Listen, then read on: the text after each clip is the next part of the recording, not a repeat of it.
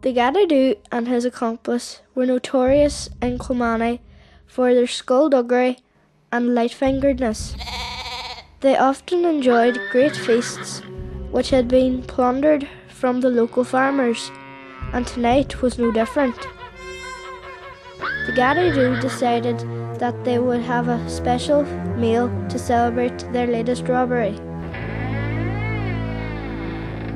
The gaby was always on the lookout for new locations to hold his feasts, and that particular day he had overheard someone saying that the church was closed for a few days because of repairs to the roof. He knew that this would be a perfect place for them to hide out and have their meal.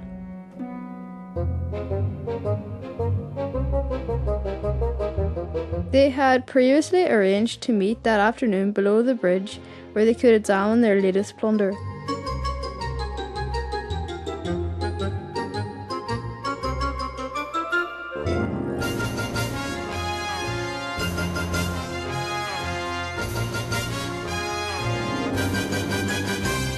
Before leaving, the gaby explained his plan and told his friend to meet at the church in Strait at 11 o'clock that night, where it would be good and dark. The gaby then trotted off home with his new treasure in hand.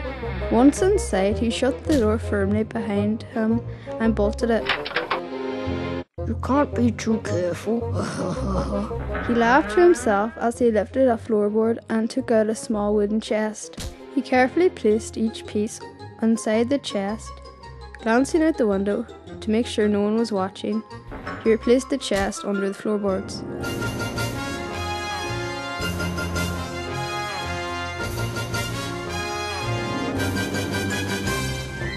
Feeling slightly exhausted from the day's events, he sat down, and within minutes he fell fast asleep.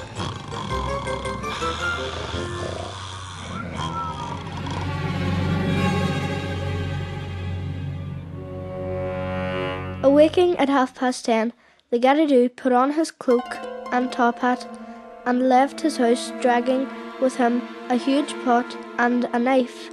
The night was dark and the dense fog made it very difficult for him to see even the pot he was dragging.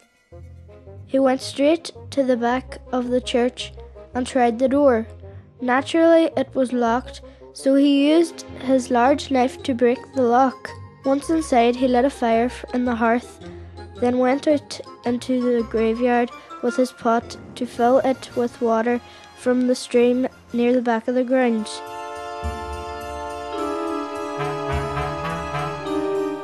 When he got back inside, his friend was waiting for him.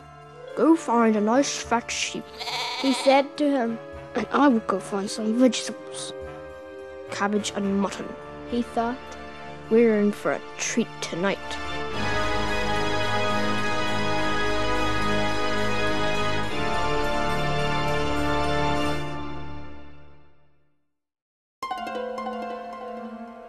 In the church, as the water boiled, the gaby began to chop up the cabbages. Clouds of steam billowed from the cauldron that sat on the blazing fire.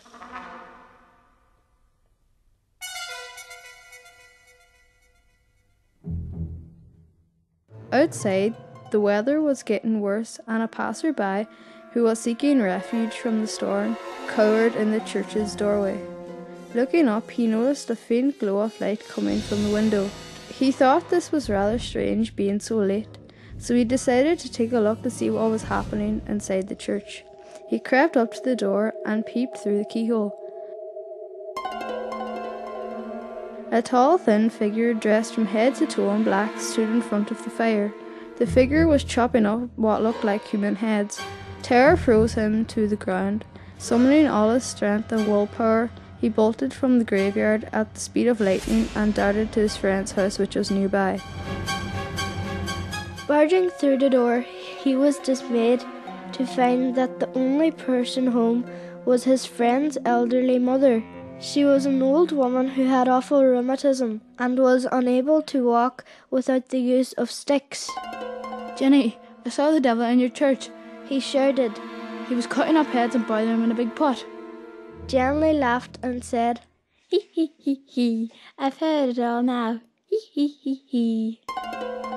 Getting really frustrated, he threw Jenny on his back and carried her towards the church.